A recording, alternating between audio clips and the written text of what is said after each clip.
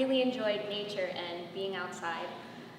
Growing up, my backpack would always be full of leaves and rocks and sometimes even bugs. And I would often miss the school bus on rainy days because I would be picking up earthworms off of the road before cars would be able to squish them. But despite that, before this year, I never really had the opportunity to benefit the environment through the work I did. The past 10 months, I've been serving at the Allegheny Land Trust, an organization that conserves land that supports the scenic, recreational, and environmental well-being of communities in Allegheny County.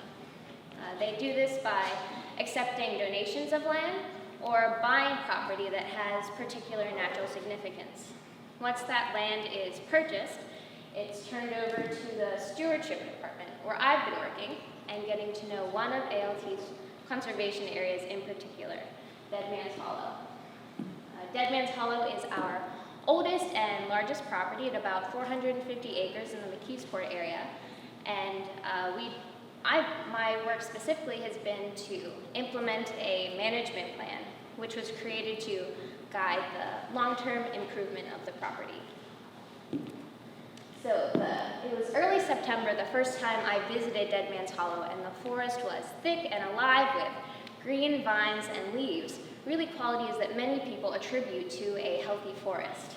But I came to learn that some plants belong in the hollow and other ones don't. Just one of the tasks I led volunteers on is ripping out these beautiful and sweet-smelling multiflora rose bushes that many people would pay a lot of money to buy and plant in their yards. But with any volunteer group and task, it's important to give people context to what they're doing and why they're doing it. Plants all have an environment where they live in balance with predators and competitors. When a plant like multiflora rose grows outside of that environment, it can spread and outcompete native plants. A similar example are these invasive vines in the background there. They climb into tree canopies and block out sunlight to trees and understory plants. But invasive plants aren't the only destructive force in Dead Man's Hollow. Well, I've had the opportunity to work with a lot of people who care about the green space and want to make it a healthy, safe place for the community.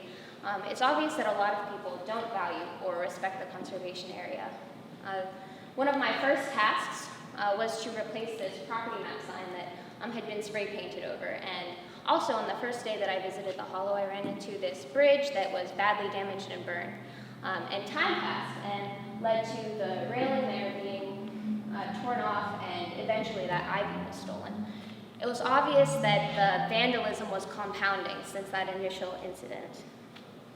Other improvements like new property signs as well as information boxes were often damaged within days of installation. But invasive plants and users who don't respect the green space bring another kind of invasive along with them, and that is trash. As fall came and leaves fell from the trees and the forest floor was easier to see, it was obvious that we were dealing with a problem with people littering and also dumping larger items like couches and even tires. Now, trash pickup is a pretty easy task to lead volunteers on. You say, put on these gloves, pick up the trash, don't pour out any bottles that have liquids in them because you don't know what the liquid is. But unfortunately, 1 week after, even a day after volunteer cleanup days, I'm seeing trash on the ground again. Now, I think that seeing litter on the ground sends an immediate message to people that a place isn't valued, that it isn't worth taking care of. What impression are people leaving with if they constantly see new piles of beer cans and other trash accumulating? Seemingly small, insignificant things like one discarded water bottle can send a message to people and can eventually lead to things like people damaging bridges or dumping larger items. So this problem has been challenging for me to confront, but I think it can be mitigated by getting more people out on the property, setting an example of how to respect, take care of, and just use the conservation in an area in a way that isn't destructive. ALT asks that people abide by a leave no trace land ethic. It's about making good decisions so each of us can minimize the negative impact we have on shared outdoor space. I'm going to share with you just 3 of these leave no trace principles that I think are applicable no matter what kind of space you're enjoying. The first is to dispose of waste properly. If you bring something in, take it back out with you. It seems pretty obvious, but it's really striking just how much trash is brought in and left at the conservation area. Again, you might think that one wrapper doesn't matter, but one person leaving that and another person leaving a plastic bottle compiles and sends a message to people about how they then should treat a space. Another is to travel on durable surfaces. That sounds a little weird, but I think more than anything that just means to be aware of your surroundings. If you're walking around, make sure you aren't trampling on any saplings or disturbing any habitats.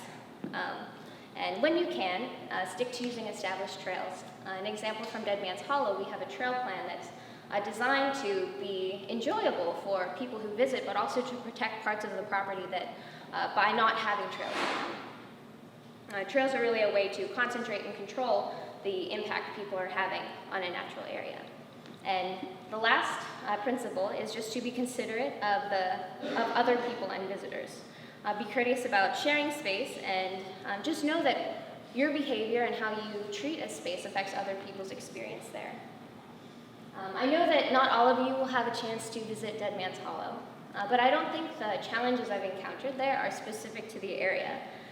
I think we can all make an effort to not only leave no trace on the places that we frequent, but to leave a positive trace and leave them better than the way we found them. If you're in a park or on the sidewalks of downtown Pittsburgh, you can respect the people around you. And doing this sometimes means cleaning up the trash that other people leave behind. But just know that doing that can send a message to people that you value having clean, safe, healthy outdoor space and that other people should too. Thanks.